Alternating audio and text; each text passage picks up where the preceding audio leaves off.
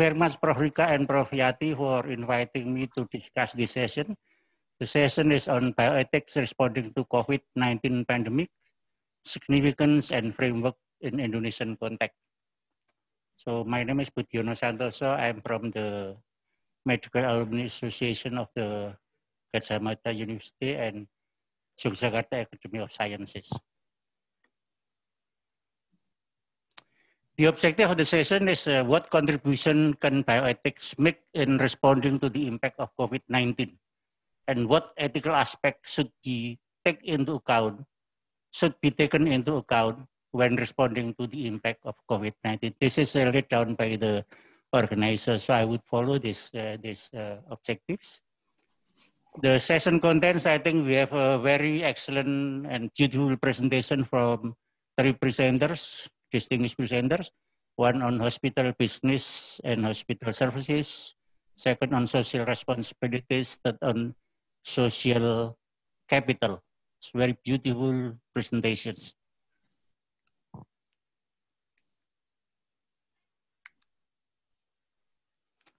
So the discussion approach would focus only on the ethical aspects, ethical points of view, rather than on the whole technical contents of the resource presentations. Meaning of what ethical principles could help minimize the risk of transmission and to ensure the safety of during the pandemic COVID-19 for general publics, for medical staff, medical and health staff, and for government and private institutions. And how ethical principle could be advocated to general publics, to medical and health staff, and to government or private institutions in securing commitment and actions to minimize the impact of pandemic COVID-19. The first presentation is quite comprehensive from Professor Laksono. I'm quite enjoying the presentation. From ethical point of view, I think there are 3 things that we need to take into account. What is expected from hospital services is patient-centered services. Focus on outcome of the patients. And then focus on staff safety and welfare. And avoid using COVID-19 as revenue generation and maintain good and ethical practices. So sustainable financing through good ethical practices. The second one is on finding out innovative and sustainable financing through insurance mechanism. This is not easy. This is easy to mention, but very difficult to implement because the insurance resources are already depleted even before COVID. So I think we need still to explore from possible public fundings. I think we also need to keep the patient-friendly services with less complicated administrative procedures and hectic procedures that many patients sometimes complain about the hospital services.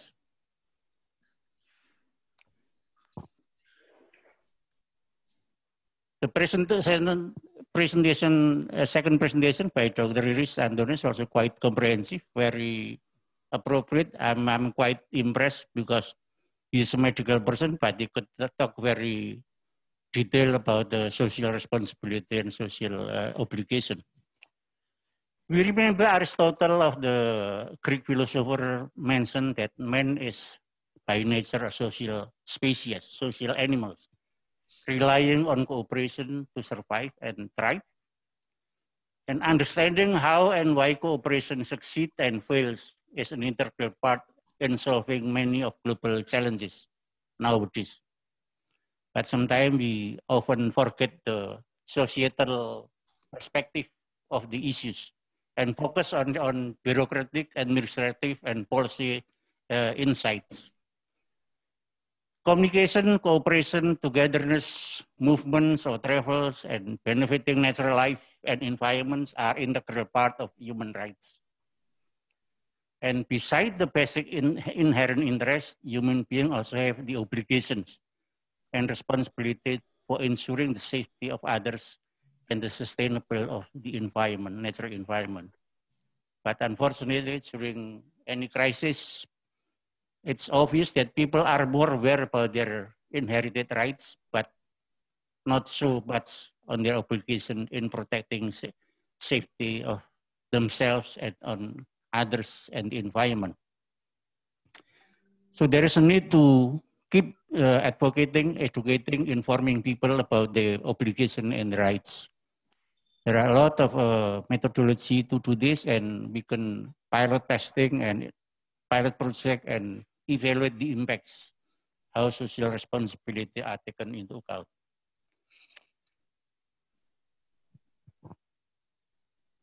I'm always missed too. There is a need, of course, to effective advocacy and education regarding the new norms. Dr. Riris has already outlined some issues for government institutions, for private institutions, for society and individuals. I just add at the government institution, I think we need to focus more on people safety and welfare. Focus also on inclusive approach rather than top-down approach. Focus on transparency and well-coordinated action rather than isolated action at the national level or between national and subnational level. At the private institution, I think there is new way of doing business, as mentioned by Dr. Riris, but I would like to add that profits only obtained through good practices, good ethical practices, not only unethical practices. On society and individuals, adopting cultural values, strengthen social capital and cohesion, responsibility for safety of others and sustainability of natural environment, avoid medicalization of society and back to preventive and promotion measures. This is from the International Society of Improving Use of Medicine, already started in some South African and South American countries. The children are taught back to basic preventive and promotion, not using medicine. And at the level of individual and risk bearers, responsibility for safety of others. I think we need to keep mentioning and keep advocating, keep telling people about this issue.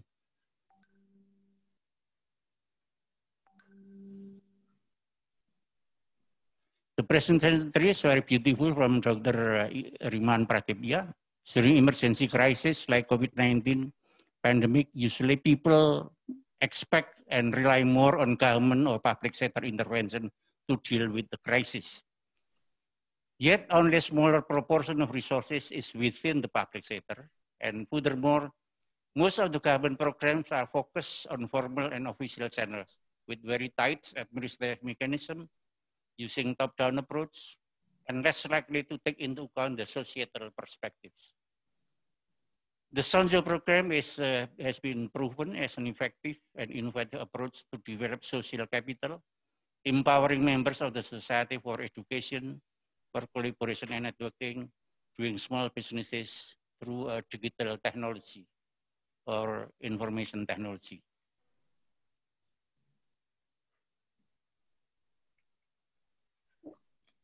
Five characteristics of Sonjo that I can learn from the Dr. Pratibya presentation. From ethical perspective, there are five characteristics of Sonjo.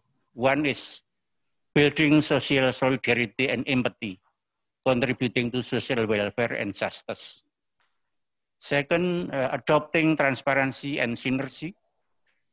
Third, bottom-up inclusive approach rather than top-down approach and involving communities. Focus on impacts and outcome of people rather than on administrative and project indicators. And number five, target audience, the vulnerable communities, hearing the voices of the voiceless and reaching out the untouchable. There is obvious need for replication in other localities and taking into account social settings. So I think what we have is a well-proven effective intervention, so we need to replicate to other settings. There are some common pitfalls of government approach in health intervention. Normally, if we look at the various review, one is to focus on uphill policy sides and less focus on downhill side for implementation. So very much focus on policy level, political level rather than on operational level. Too much top-down with tight regulatory approaches To focus on project administration rather than focusing on impact or outcome among the targeted audiences. Lack of coordination between sectors at all levels, between sectors and non-health sectors, between national and subnational level. To focus on access and availability, but less focus on quality of services. Lack of taking into account the societal perspective beyond health and medical aspect, like in the issue of stunting, I think most of the intervention is only on medical aspect. Lack of utilizing health technologies and various states of programs. Digital technologies are only for the sake of creating statistics rather than for program management. So this is the example of the huge disparity. We have a very robust national program and national action plan on nutrition, but our stunting is second highest in Southeast Asia. I don't know what happened. Try to show the cumulative cases and cumulative deaths and case fatality rate in 10 countries in the world. The USA, the source of public health knowledge and science, they cannot translate into effective intervention. The death rates are very high. The cases are also highest in the world. If we look at the difference between Asian countries, low and middle income countries and high income countries in Europe like Sweden, UK, mostly they are employing social distancing, but they also have to pay that the fatality is quite high. The cumulative death is quite high. Although their system, health system, medical system is one of the best in the world, like in the United Kingdom, Germany, Sweden, and Italy. But look at how capable they are responding to the crisis. So the summary, the common programs to deal with COVID-19 is not sufficient to stand alone, but should be complemented with other non-government initiatives to mobilize the community, as has been shown by three beautiful presentations in this session. Innovative and proven effective non-government initiatives to deal with the impact of COVID-19 should be publicized and replicated in other localities. And finally, the ethical principles that need to be taken into account include transparency, social solidarity and empathy, social responsibilities, synergy, inclusive and bottom-up approach, social welfare and social justice, and last but not least is integrity, lack of integrity, free of conflict of interest. Thank you very much.